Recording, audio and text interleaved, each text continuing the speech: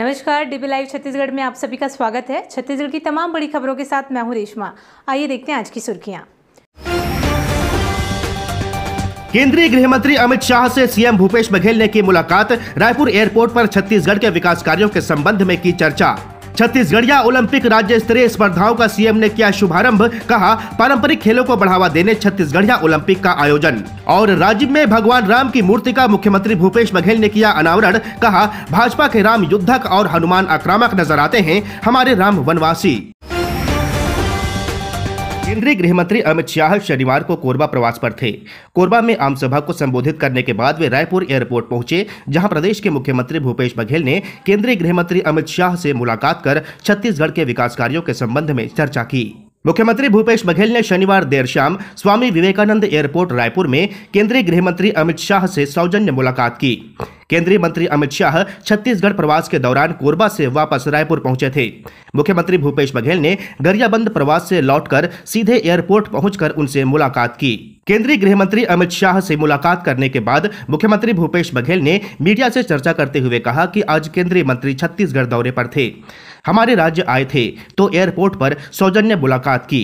CM Bhupesh Baghel ने भाजपा पर हमला बोलते हुए कहा कि पिछली बार विधानसभा चुनाव में आए थे तो 65+ की बात भाजपा ने की थी, लेकिन कांग्रेस ने 68 पार ले आई। मैं अमित शाह जी आए थे तो 65 पार की बात कह रहे थे। 65 पार की बात शाह साहब ने कही थी और उस समय मैंने कहा था वो अपने लिए नहीं कर रहे हैं, वो हमारे लिए कर रहे हैं। और हुआ यही कि हम 68 पार कर गए। अब तो 71 हमारे हैं, तो 2023 भी हमारा है, 2024 भी हमारा होगा। छत्तीसगढ़ की राजधानी रायपुर के बलबीर सिंह जुनेजा इंडोर स्टेडियम में मुख्यमंत्री भूपेश बघेल ने प्रदेश में पहली बार आयोजित हो रहे ऐतिहासिक छत्तीसगढ़िया ओलंपिक की राज्य स्तरीय स्पर्धाओं का शुभारंभ किया।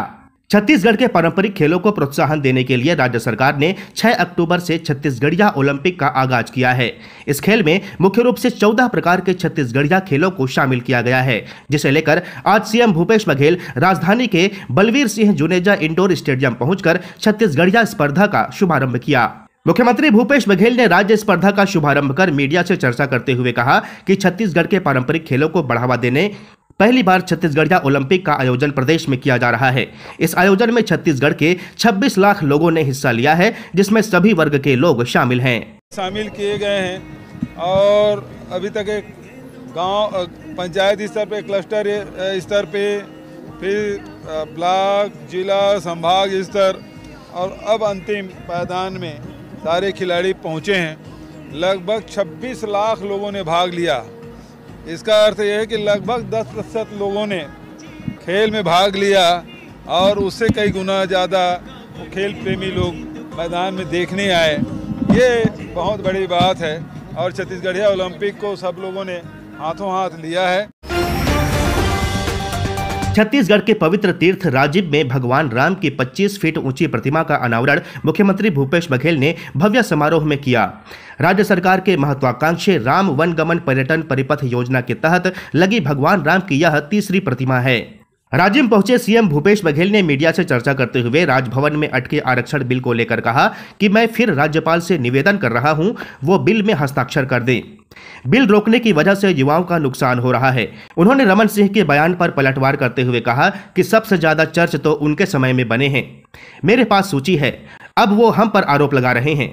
सीएम भूपेश बघेल ने कहा कि भाजपा के राम युद्धक और हनुमान आक्रामक नजर आते हैं, जबकि हमारे राम वनवासी हैं। वो छत्तीसगढ़ियों के भांचा राम हैं, शबरी के राम हैं, कौशल्या के राम हैं। भाजपा राम के नाम पर राजनीति करती है। भाजपा राम के बताए मार्ग के बजाय वोट बैंक के रूप में राम के नाम का इस्तेमाल करती है।